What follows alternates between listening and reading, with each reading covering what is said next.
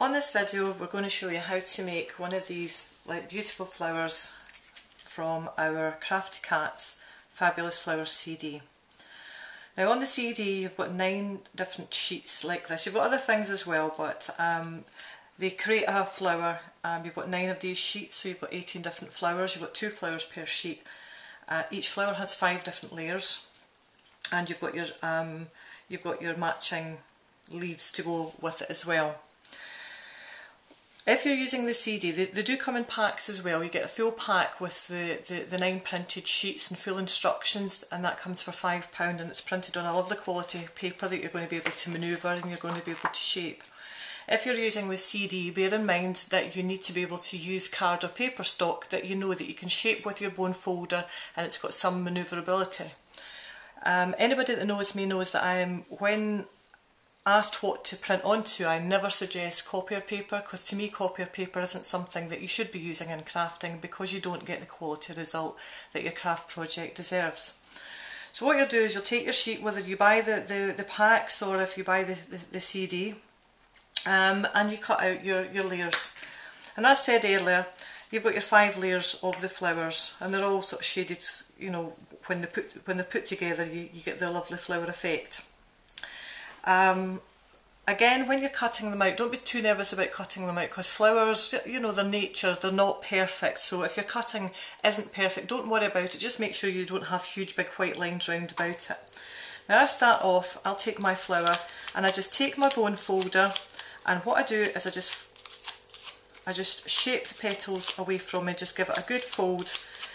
And this is where, if you're not buying one of the sort of ready done packs, just make sure that you're using a card or paper stock that you know that you can actually mould with your bone folder. Give it a really good shape so you can see it's like this, it's turning in on itself, so the colour's turning away from you, and hopefully the camera will pick that up. And just do every single petal that every single layer that you're going to be doing that with.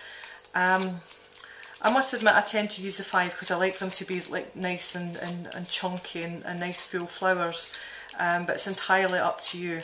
I just think that's the beauty of it, because when you've got something as beautiful as one of these flowers, that really can be your centrepiece, and in fact most of your card actually done without any more work added.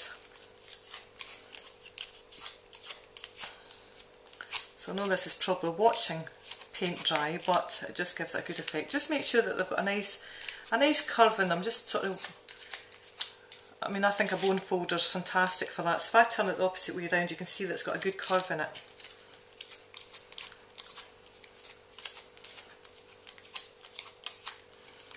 And I think you'll find once you start working with these, they're quite therapeutic and quite addictive. I've actually got quite a pile of them already made up that I need to actually put onto projects like cards or boxes or whatever I'm going to do. Okay, so that's worked that nice. Okay, so now you've got your 5 layers like this. Now the next step, what you need to do is, they obviously don't look much like a flower just now. What I would do is I would take either an embossing mat, an old mouse mat, or anything just to shape it. And I'm going to use, I'm actually going to use an old piece of cut and dry foam that's in my craft box. And you can see it's been used, but I can still use it on this.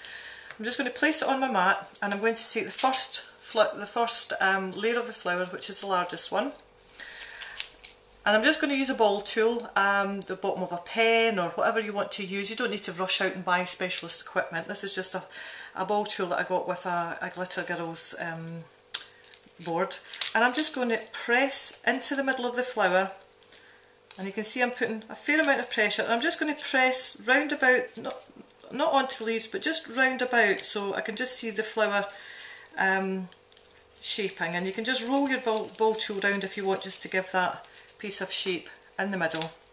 Obviously don't press so hard that you're going to puncture the paper, but you know, you'll learn, you know, this is what your piece of foam's for.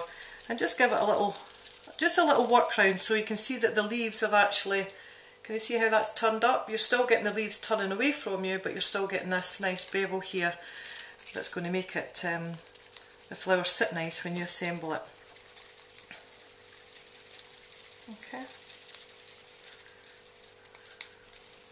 And it's like everything else, this is just my serving suggestion how to do these. I have had samples back and you know, they've been put together beautifully, but like a lot flatter. But when they were sort of getting designed, I sort of designed them that I wanted something that was quite, you know, it's quite dimensional, and I wanted it to look quite leafy and quite full. Okay, doc. Now at this point I haven't actually cut out the leaves, but what I would tend to do with the leaves, as you can see, have got veins on them.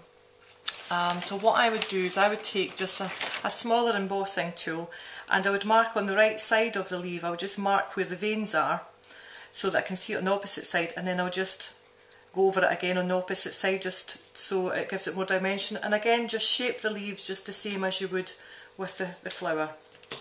So assembling again, I wouldn't use foam pads because personal preference really, but I tend to use pin flare. You can use silicone, you can use a wet glue. Another tip that I would say, if you're using silicone, don't use huge amounts of silicone because it's not actually the silicone that's giving you the dimension, it's the work that you've done here to do the flower. So it's up to yourself, you can either put a blob there or a blob on this part, just whatever you prefer to work. And as I say, you're not putting huge amounts on. You just bear with me, I've just topped this. I haven't used this for a few days, so it gets a bit, there we go. So again, we just put some pin flare in, just a little blob, just to hold it.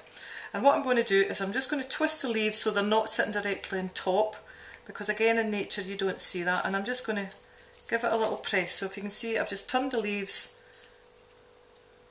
so that they're not on top of each other, and you can see it's starting to take shape. And again, just build your flower up like that. Very, very easy. And just give it a little press in the middle. And the great thing about using silicone, wet glue, pin flare, oops, whatever, is you've got a bit of movability. You know, if you make a mistake, you can go back. And then I'm just going to put my last layer on. And as I say, you have got leaves to match this, I've just forgotten to cut them out. And as you can see, that's your flower put together. Okay? Now what you can do is you can finish it off. I mean, I've got some flowers that I've finished off. This is a different design that I've just put a piece of card candy. You can put gems, you can put jewels.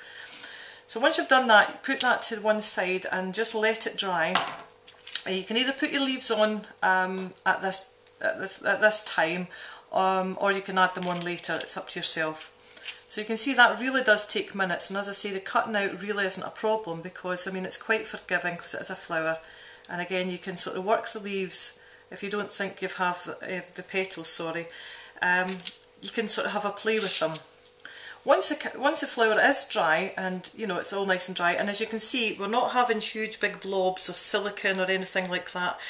You know, the centre is quite flat. It's the petals that's given the dimension. And once you've actually got the flower together and it has dried, you can then, if you want to actually work the petals anymore, if you want to shape them anymore, then you know you can. And that's basically how to put them together. Very easy, very addictive.